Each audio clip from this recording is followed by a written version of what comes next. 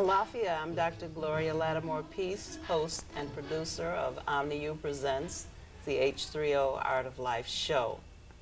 The title of our show has been suggested by one of our guests, Bhagwan Ra Africa of the House of Ra. The subject of our show has been suggested by one of our guests, Hunter Haviland Adams III. And the guests who are here in the studio tonight are certainly people that you will certainly be happy to meet if you have not previously met them. We are here to discuss to some extent the film The Matrix. And Bhagwan has said that we could demystify the Matrix. So we'll see if we can do that. But let's introduce our guests first of all in order, beginning with ladies first, with Aris White. Thank you. And followed by Dr. John F. Price, Baba Prince, and then Bhagwan Ra Africa of the House of Ra, Hunter Haviland Adams III, Dr. Carl Spite, and of course your host, Dr. Gloria Lattimore Peace. Now I think I should ask Hunter to open the show since he is responsible for getting me into this. So get me out of this. The Matrix films, science fiction films that have caused a worldwide phenomenon. I think one of the first things you have to ask in talking about these films is why these films? Why did these two Polish young men from the southeast side of Chicago who lived in a multicultural, multiracial environment create these stories? Why did they do that? Who is the target audience of the films? Why did the films have such a worldwide cultural impact? Because they have, with thousands of websites being devoted to the films, with courses on philosophy related to the film at universities, at Oxford, Harvard, Princeton, with a wide array of merchandising opportunities from the film, with a video game from the film, with a series of animated films around the film done by Japanese animators. Now even Toyota has a car called The Matrix. We have to really ask, what is it about these films where in 2 months from May the 15th, when Matrix Reloaded was released, to July the 15th, it made over $667 million worldwide. So clearly there's something going on here. Clearly these two directors, writers, and producers have tapped into something. Some say they've tapped into the angst of this age of technology influencing our lives, that we can't get away from it. Some say they've tapped into young people's quest for meaning who aren't finding it in organized religion, whether it's church, mosque, or temple, what have you. Some say it's people's dissatisfaction with the corporate way of life, that they're tired of working in their cubbyholes and cubicles, that the film tapped into that. Marxists would say that it's a statement against capitalism. So there's many, many different views around these films, but we have to ask, why now? What happened that allowed these films to break through and create so much impact, cultural impact on the world, where some people are complaining that it split the Christian community, with evangelicals, many of them on the one hand praising the film that allows them to talk about information in the Bible, where fundamentalists on the other hand find it very threatening to their existence. And some people are upset because it seems that Neo, the one, a Christ-like Messiah-type figure, supposed to bring love, but he wants more guns. So it goes against the peaceful Savior who's come to save the world. And then we learn that he's not the one, that who we thought was guiding him, Gloria Foster, who plays the Oracle in both films, that she's only a program. So it brings to mind that the question, are our lives a program? Are we really simulations? And so the films have raised all these issues. They even probe the very notion of what is reality to some extent. Can you tell the difference? How can you tell the difference? So there's something going on with these films that I hope this panel can make some small contribution to the dialogue, because part of the problem is that we as a community have been, or have chosen perhaps, to be not a part of this worldwide discussion.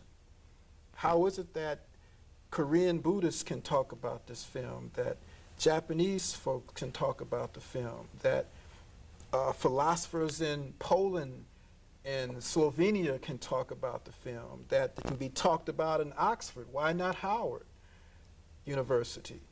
Why not Florida A&M? Why not in our local communities? So we think that we're missing out on part of this discussion, that there's some critical issues, particularly today, that our young people are faced with, that they're running simulations. They're in a matrix, and then we read when the film came out that a young couple, a black couple, they were caught in the matrix at the theater because they had purchased a ticket and someone said that they stole their ticket. So the person disappeared who made that claim. And so now they're involved in a legal suit. So as it said in the film, the matrix is all around us. In fact, there's more than one matrix. There's a number of matrices that we are a part of. The question is, how are we going to free a few minds? Can't free everybody. A lot of folks don't want to be free. As they said in the first film, that I know this steak is an illusion, but I'd rather have my illusion than live with this reality. So I think it's important that we talk about the film. We even have one of our academic scholar warriors, as he likes to call himself, Dr. Cornel West, a professor of religion at Princeton University, who has a cameo in the film, and we may talk about that. Only said one line, but he's going to have more in the next one. So we have to ask, what is it about Cornell's writings, Dr. West's writings, where the Wachowskis felt it was important that he be in the film in a cameo? We have to talk about race in the film. It seems like these films go against the genre of science fiction, whereas black people who are in roles in science fiction films tend to die off very quickly. They never make it to the end. They aren't heroes, and certainly we don't see women in science fiction films. So the films bring up a lot of issues. There's a subtle cloaked racial and cultural and class context in the film. Maybe we can talk about that. We can talk about a lot of things. If we're going to talk about any of this stuff, I guess we better get started, huh? All right. So who wants to wade into this somewhere in the midst of all these rhetorical questions that Hunter raised, knowing perfectly well that we will not answer them in this 1-hour show? But let us say this. I have a book that I'd like to recommend. It's called The Unreality Industry, and it's available in your library and your local bookstores. And this book actually has a publication date of 1989, and it deals with much of the same kind of material that the Matrix film deals with. It kind of makes you wonder whether or not the people who produced the film read the book and then went off into a science fiction with some hard research and made it entertainment. But at any rate, to what, how much weight should we give this film in the grand scheme of things? I mean, this is arguably a very important film, given the impact that it has had worldwide and the amount of money it's made and the spin-off and so forth and so on. What can we learn from this film? What can we learn from having this discussion? Well, I have, I think, a tentative answer to one of his many questions. All of right. course, no one can answer that many questions. It'll be in the next Matrix film, I'm sure. All those answers. But certainly, you asked the question, Hunter Saab, what was it about the film in terms of its contents that had such an impact across all cultural lines, and even racial lines, when we add gender, etc. Well, there's nothing unique about the contents. The Wachowski brothers have packaged the Dhamma, the most ancient wisdom tradition that has been on the planet for centuries, and put it into a form and a format that it can reach millions of people, you see. In ancient times, you see, that kind of knowledge was secreted. The public did not get it. So what has occurred with the advent of this film is that the esoteric has entered into the exoteric domain. And the response that you see in people is the response that anybody would have if they encountered the Dhamma, whether it was in book form or sitting at the feet of a guru. The concept of a matrix is certainly not new. There has been talk about Maya, the illusion of your experience as being real for millennia, beginning with the great African sages. So it is not the content. It is simply the fact that the esoteric has encountered the public, and it has blown the public mind. Now, I'm sure there's much more that can be said about it, and I'm sure that our esteemed colleagues here. Well, I think that both these gentlemen have spoken about the Matrix. I'm always fascinated about this Matrix. It's so entertaining for me. Not only entertaining for me, but I love the aspect that what they've done, these Wachowski brothers, has taken, if say for instance, if a holy book was to be written in this time and age, high technology, how do you get your message across to people who are living in this high technological age, who has an understanding of technology and so-called sophisticated civilization? Well, if you look at some of the old holy books, the Quran, the Bible, et cetera, they speak in the idiom of that particular time. You know, they deal with goats and sheep and whatever that particular time. You know, people were uneducated at that particular time when these books were particularly written. The masses were. You know, very few people had scholarship. And so they spoke in a language conducive to that particular time. And with the Wachowski brothers, what they've done with this film is that we spend so much time looking at movies and looking at television that they've taken the essence of what these so-called holy books have written about, and they put it in a panoramic technological point of view that we can sit back in our comfort of our seats and look at it on television, see it unfold. This is a beautiful thing. And it's inspiring, just as these holy books from the past are so inspiring to those who are making an attempt to interpret them. Of course, the Wachowski brothers' Matrix is subject to a lot of interpretation also, as we are here speaking. But it embellishes our interests. Our interests are heightened. And they're basically saying that this world that we live in, that we think is so concrete and so true, is unreal. This is nothing new. Every great saint, sage has come and said this world is unreal. But we haven't heard him. So we need someone to speak to us in a language, in a genre, indicative of where we are at. If they would have written this book, not the book, but if they would have made this movie, say 20, 30 years ago, it would not have had the same impact. I'm telling you. It would have looked at it as a science fiction movie, and most people would not have understood, just like Flash Gordon. Men going to the moon and et cetera, before men actually went to the moon.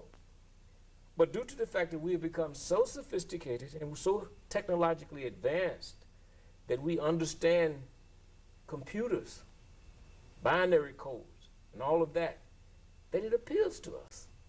And it's dealing with a basic subject matter of truth, the unreality of this world in which we think is real. And I think that in each and every human being, their truth lies, and they are being touched in some capacity of that truth, whether they're willing to acknowledge it or not. Some people they're made uneasy. Some people are very joyous. I'm very joyous about it. It's a beautiful movie. I'm anticipating the next one. All right. I think we would have a sister speak.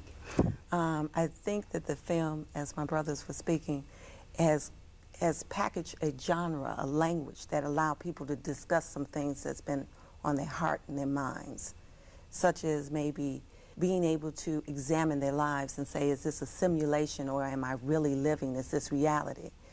If, for instance, you're in the States, you might think poverty is someone that's struggling every day, but you go to a third world country, poverty is something totally different.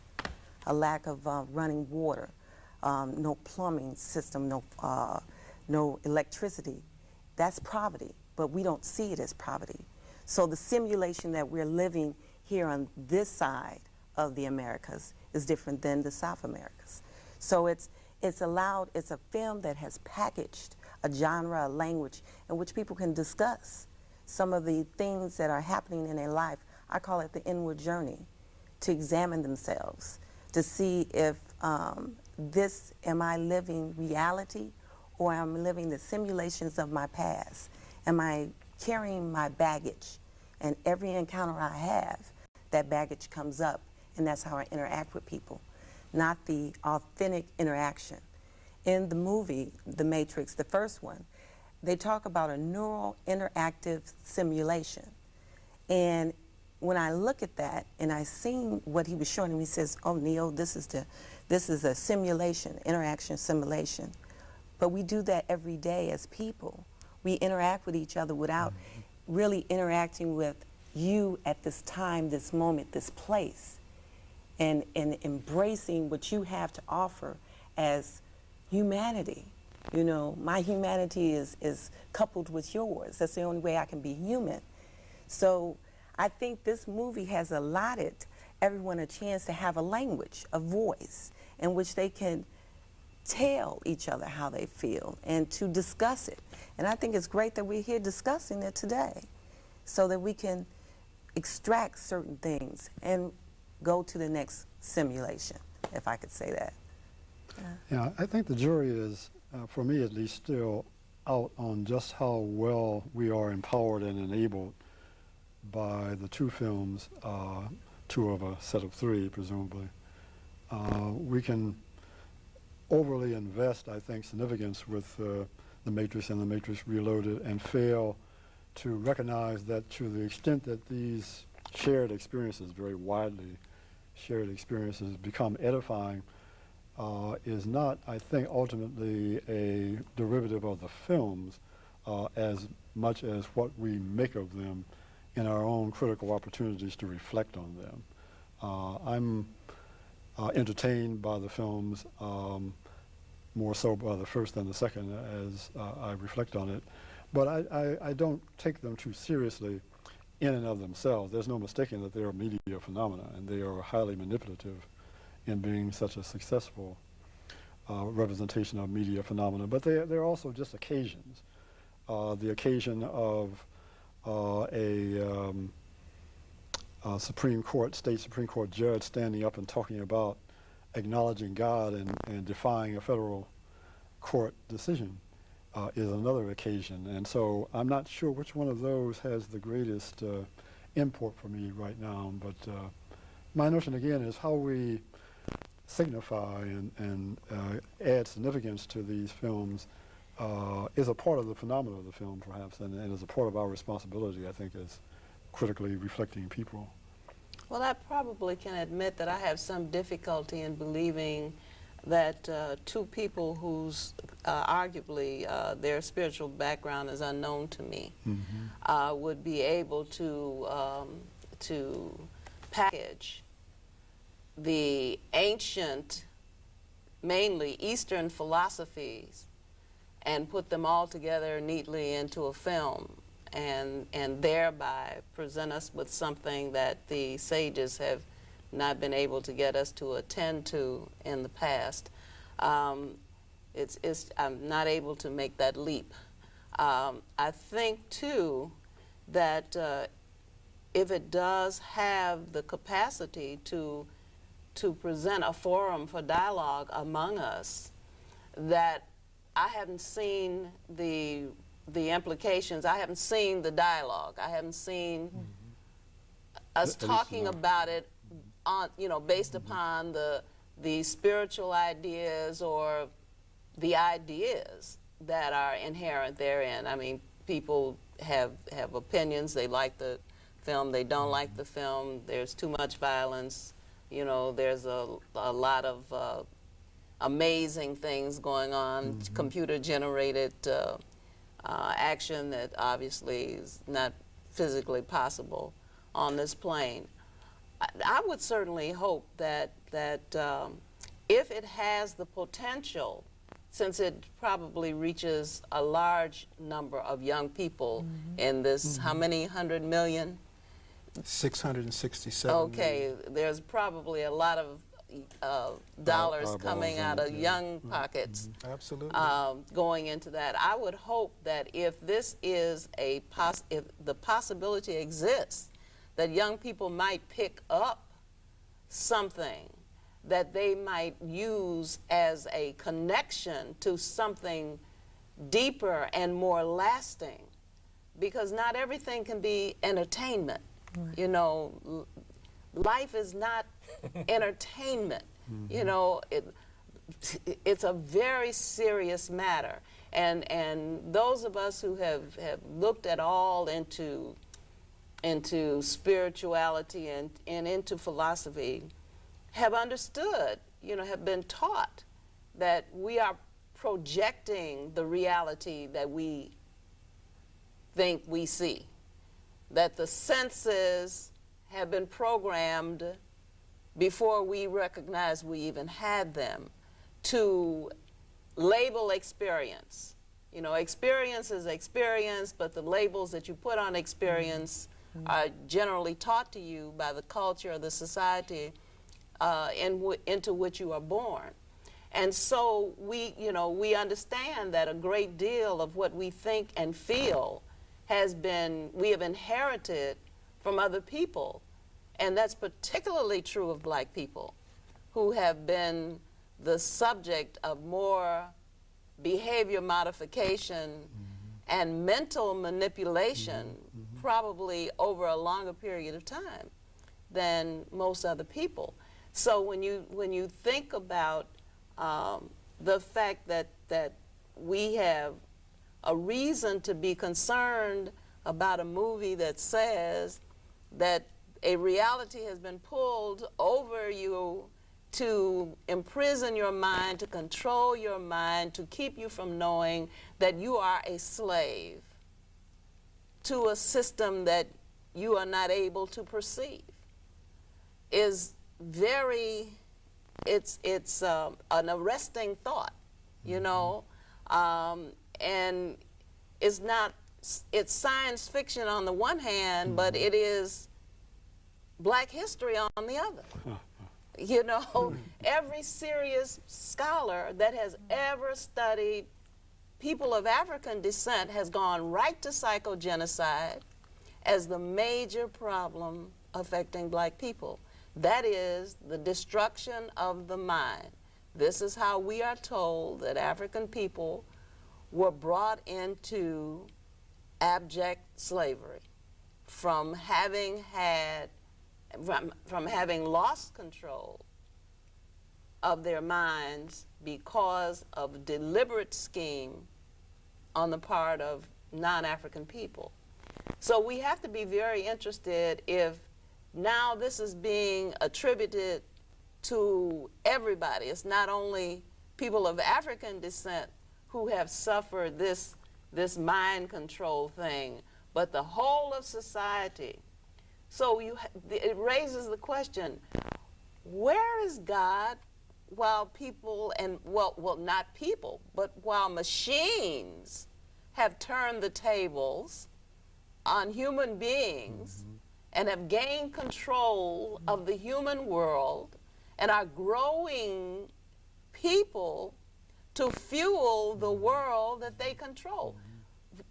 You know, certainly I know why people, the organized religions are getting upset, because this says that there is no room for a higher power in this. This is man against machine. You know, the old, who was the steel driving man? John Henry? John Henry. The old John Henry legend retold.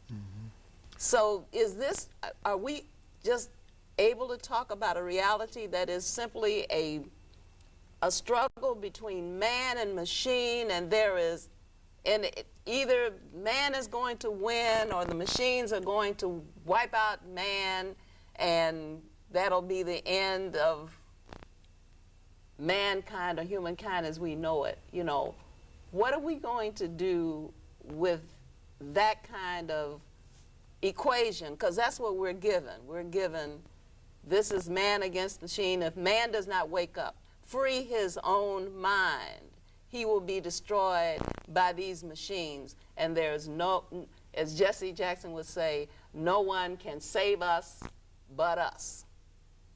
In other words, human beings have to save themselves or they will be destroyed.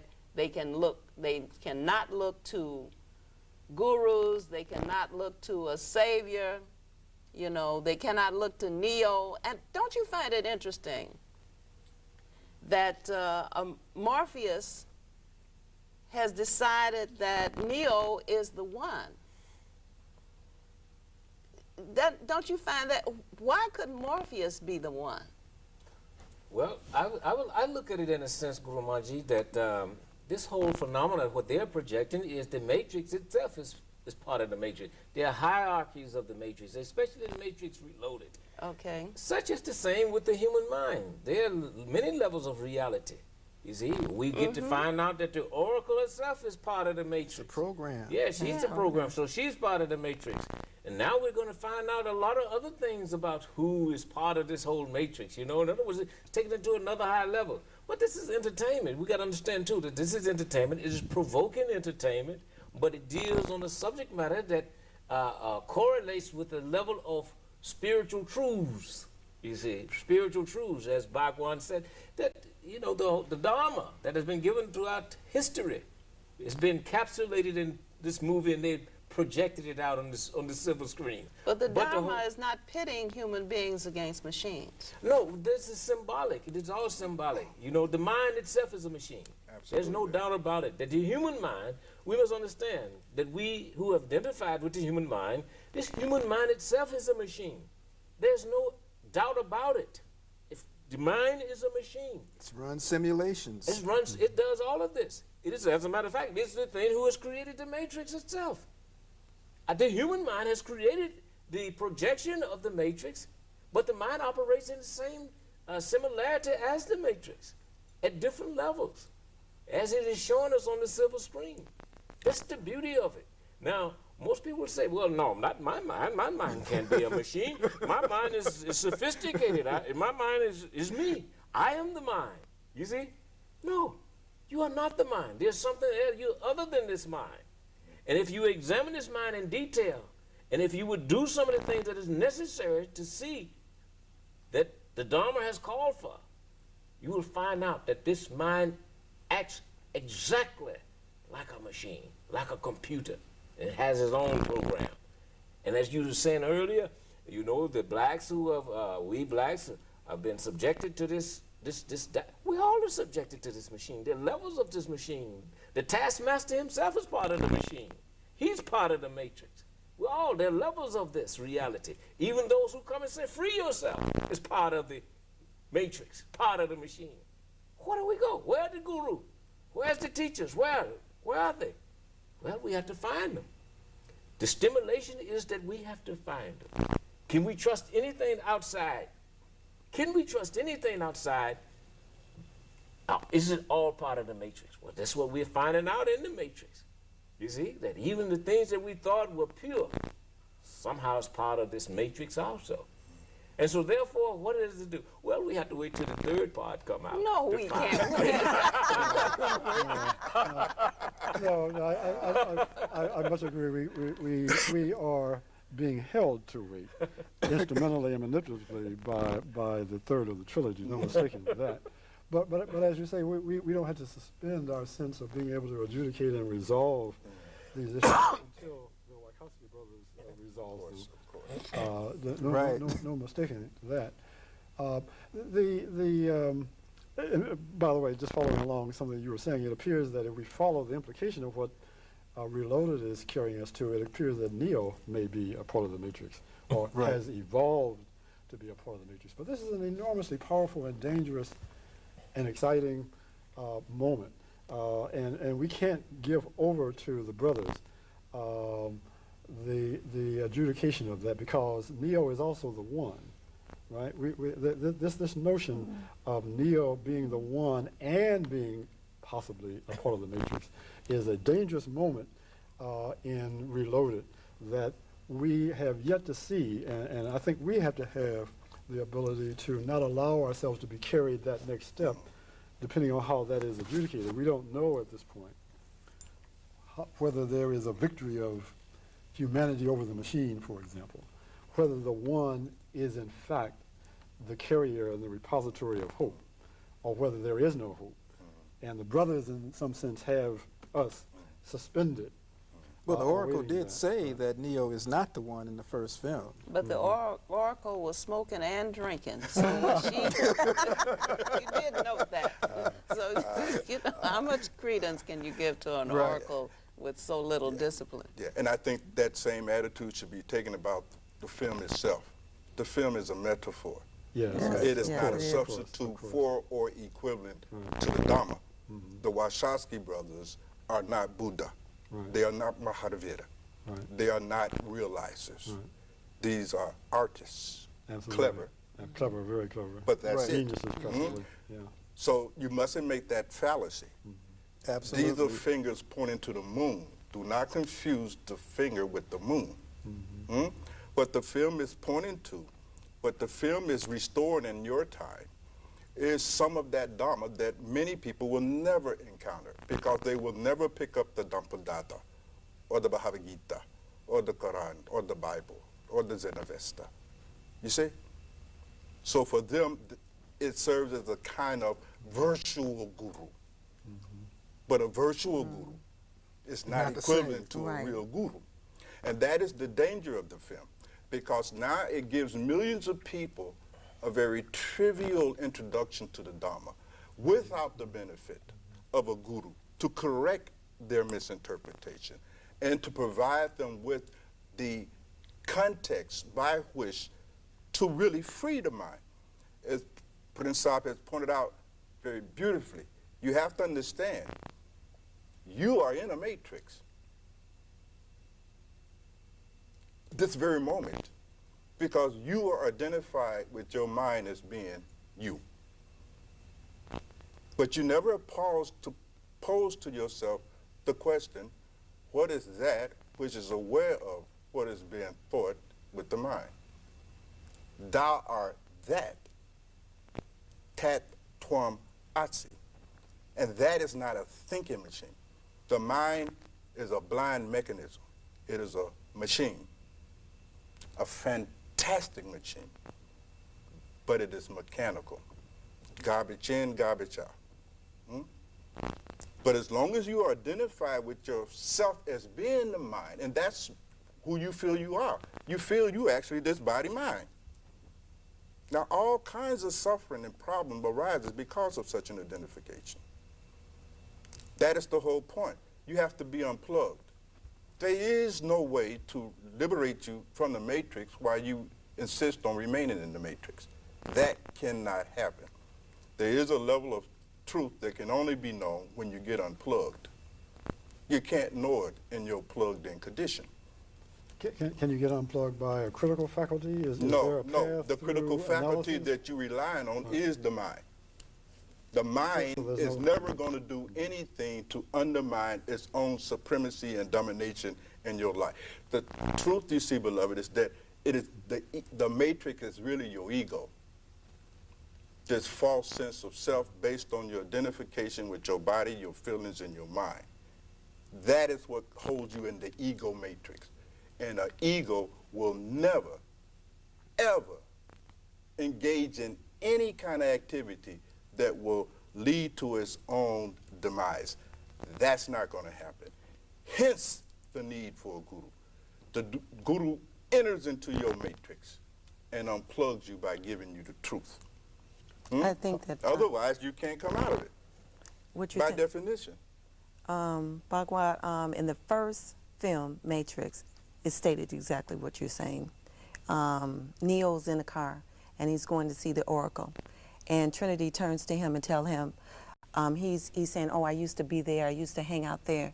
And she was saying, the Matrix can't tell you who you are.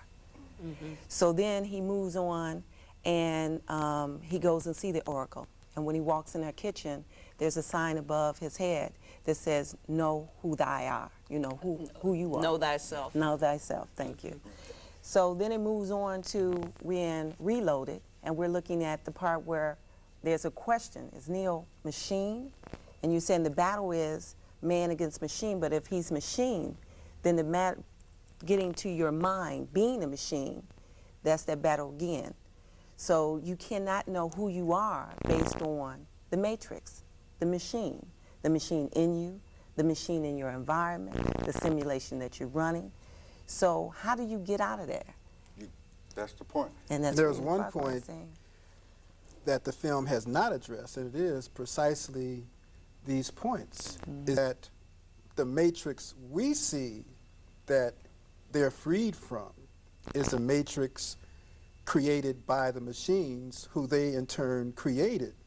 But we don't see them freeing themselves from the matrix of their own minds. Now, I don't know if we'll see that in the next one, but I don't think so, because that will really tell people what the real matrix that you have to free yourself from is who you are, this self-identification, that the self that we have is a model. It has no ontological reality whatsoever, and that's tough to deal with. That how can I exist as a human being when I'm only a model? This has been created by my conditioning, my social experiences, Right. and my subjectivity has no real existence in and of itself. Then you're not on this show. Yes, he's on the show, but it's Well, I'm all on the simulation. I'm on the show. But one beautiful thing about this matrix is that it shows us other aspects of reality, unreality, that we perceive That as Warren reality. Bennis talks about. In other words, the matrix creates freedom. You want to be free? The Matrix created freedom. You think you're free, but you're still within the enslaved. context of the Matrix because it's a higher program. You see? This is the same thing that is happening in our so-called reality, you see. We think we will die, we will go to heaven, we will go to hell, we have the religions, we have all of this, we have the holy books. All this is part of the Matrix. Heaven itself is a part of the Matrix, you see. Those who give and dedicate their total lives to escaping this so-called freedom can be tricked into another level of unreality that the Matrix has created, which is the mind. The mind is so sophisticated. We do not really understand or have any concept or idea how supreme, how sophisticated this thing called the mind is. We think that we can conquer the mind with the mind. We think that we can conquer the Matrix with the Matrix. You see, we have no idea that this mind has the capacity to give you the illusion, greater illusion. And that's one thing I like about the Matrix. It shows you that even the saviors who come are part of the Matrix itself. So what does one do? It is a dilemma. I'm interested, that's why I say I'm interested. It's entertainment now, you know. In other words, as these gentlemen have said. But it's more than entertainment. It stimulates us. It stimulates us to look. But we have to do our own research within ourselves if we really want to find out what the Matrix is all about in this reality, what the mind is about in this reality, you see. Well, I can't help but think also that there's a certain amount of conditioning, whether it's self-imposed or imposed by the Matrix, is not something I want to address right here. But that there's a certain amount of conditioning that prepares one to relate to the Matrix film in a given way. And the film itself then further conditions one to relate to the Matrix unloaded or reloaded. You see, so that the Matrix now is producing the matrices that are continuing to condition and to cause us to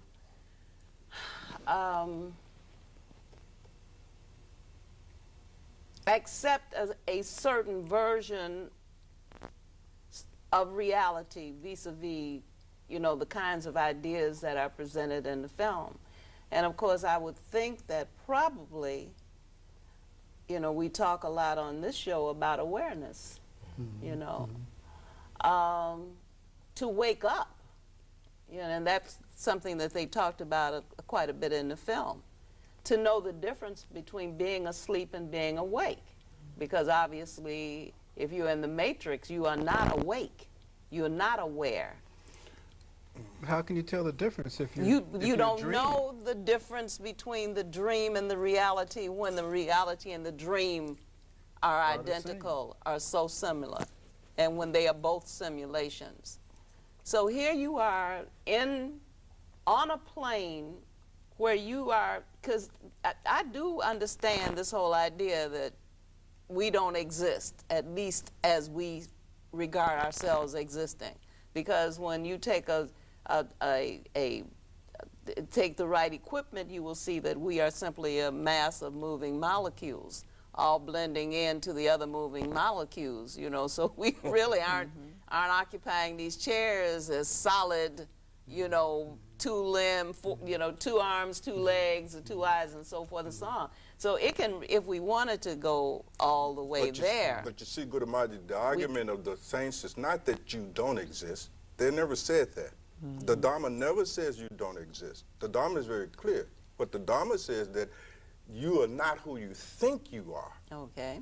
You must enjoy the distinction between the Important theory of distinction. anatta and the non-existence of a real entity called self, capital S. You certainly exist. Well, I'm not saying that. I'm saying that the perception that we have of ourselves is not what is.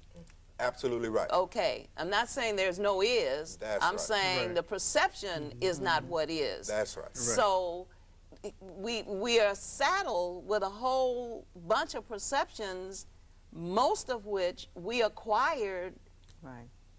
before we recognized that we could perceive. So we're operating with a mind full of perceptions. And that's why the mind must be transcended.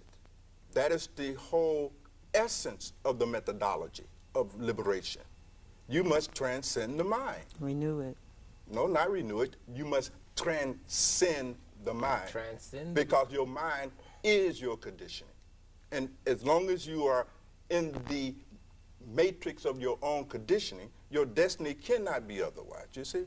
Yes, I understand. It is You self-fulfilling. got to tiptoe past your mind, got to sneak out.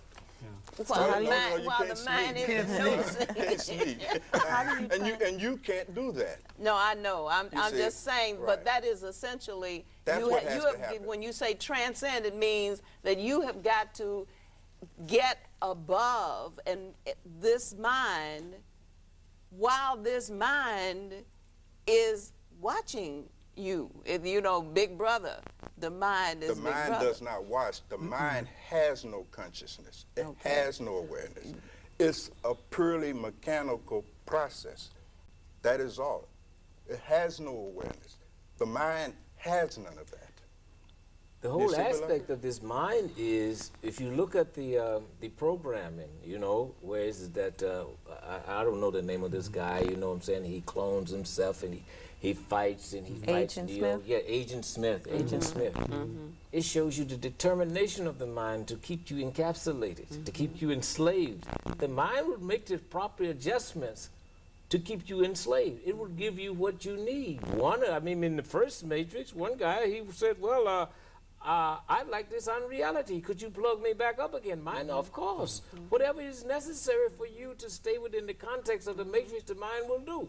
The mind adjusts as you adjust. As more hunger for freedom comes, the mind comes to another level. It gives you another reality, you see, of what you think and perceive that may be freedom, even you are perceiving it with your mind. So the mind does everything within the context of its power to keep you enslaved and keep you attached to the mind. And so as back when I said you have to transcend the mind, you must go beyond the mind.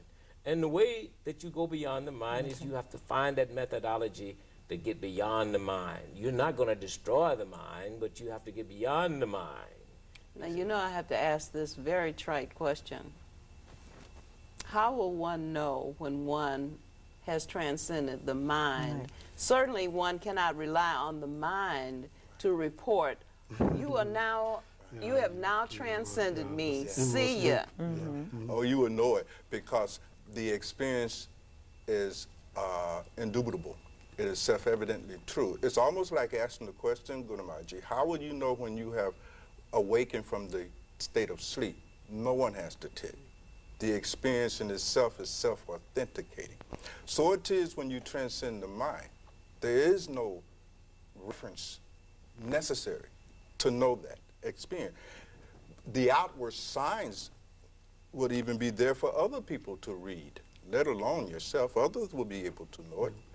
And the mystics have said, because you will begin to live in a state that the mystics have called, for lack of a better term, love. In fact, love is the only energy in the universe by which one can grab a hold of and become transcendent of the mind. There is no other way by which the mind can be transcended. You have to remember, the ego matrix operates on the principle of your remaining identified with it. Now think about it, beloved. As long as you are identified with being your body-mind, you will be hopelessly selfish and self-contracted. That's all you will think about is me, me, me, me. You will not be able to go beyond the limitation of your own ego gratification and fulfillment and ambition. Love is the only force operating in consciousness that gives an individual the ability to transcend themselves. When I say transcend the mind, I'm really talking about transcending yourself, your ego, because that's who you feel you are. where you forget about yourself, to put it in the language of the Christian mystics. Take no thought for thyself. That's the kind of language that they use. You see, the methodology is not some exotic kind of yoga, although that very often is what it appears to be. But it's really about love. Yeah, the rub there, though, the troublesome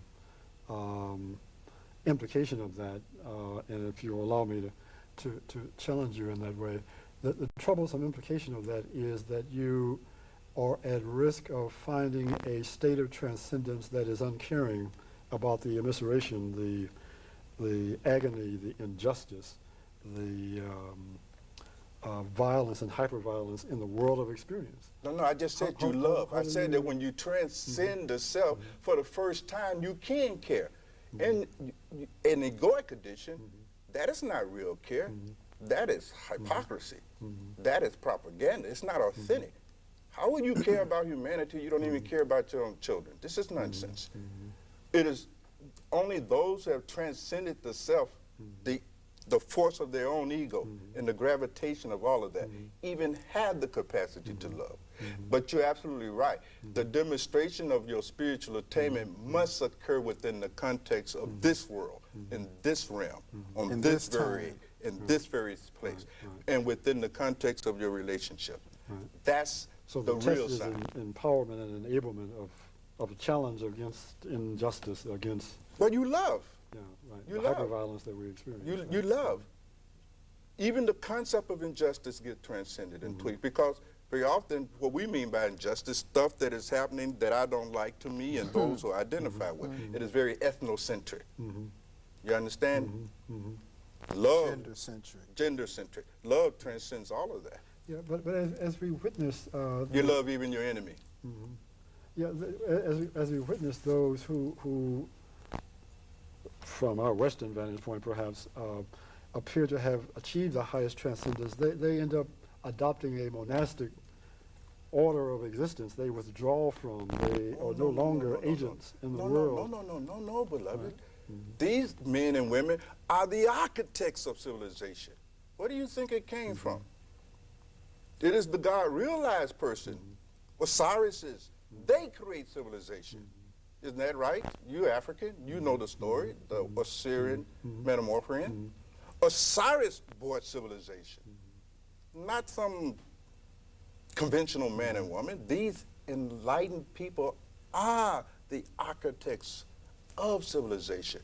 Remove them, and this place turns into a dark ball of mud floating in the universe somewhere. No, they're here. You see? They're operating. Now, you may not recognize them. We may not recognize them because they're not looking for recognition. They're not looking for fame. They're not carrying any signs. They're not tooting their horns. They may write no books. They are usually unnoticeable. They're elemental. They're like sunlight. They're here. They're loving. Yeah. How is that different from saying that the hand of God is moving in the world of hyperviolence and injustice that we Well, you can't experience? see but the it's hand of always God. present? If we have witness in history of the power and efficacy of that transcendence, then why have they been defeated in some sense? Have those who have been the architects? No, even in been tiny defeated? moments. I'm not Even sure where the even comfort ordinary zone is. person, Brother Carl, listen. There was a time you wasn't much bigger than my hand. Is that right? Oh, yeah. You survived because somebody loved you. Molecules, perhaps. Is that right? Now I'm talking about when you came out your mother's Oh, womb. yes, yes. You survived because somebody loved you. Is that right? Yes. You are here because of the sacrifice made by someone who loved you. Is that about right? Right, right. So your very existence is proof that love still happens. We don't have to become too esoteric and metaphysical about it. Love is a very practical matter. It's very real, it's very concrete. You exist, therefore you have been loved. And you have to unpack that. I think what Carl may be alluding to in this time of hyperviolence, of axes of evil, that there's not a critical mass of this love. If we have 3 minutes, do you want to do something with that takes us toward a conclusion? Because I can see we about to take off now. So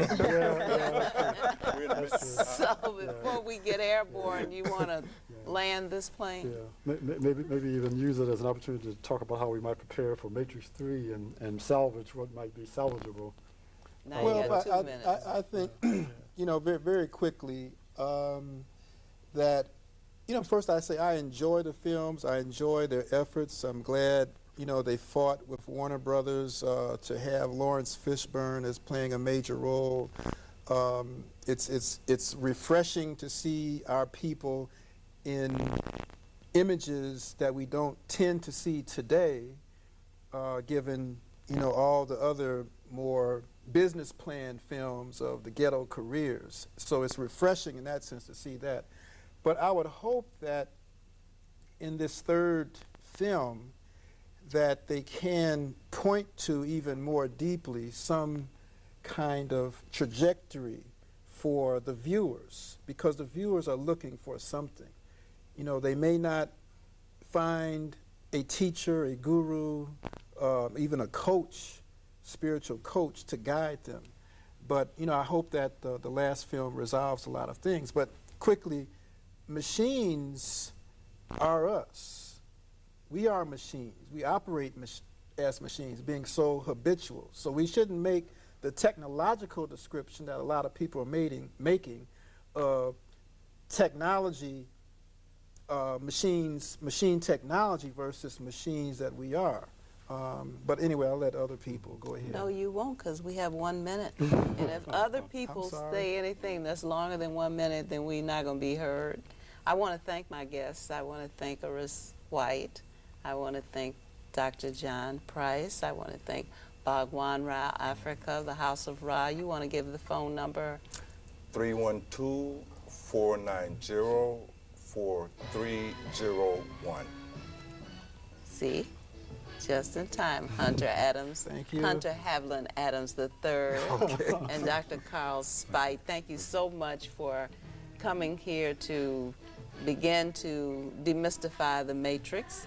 Hopefully this dialogue will continue in the places where you meet with the people that you associate with, and maybe we can transcend the mind and get to a level where we are operating on the universal principle of love, as Bhagwan has exhorted us to do. Thank you. Thank you. Thank you. All right, you ought to jump out of my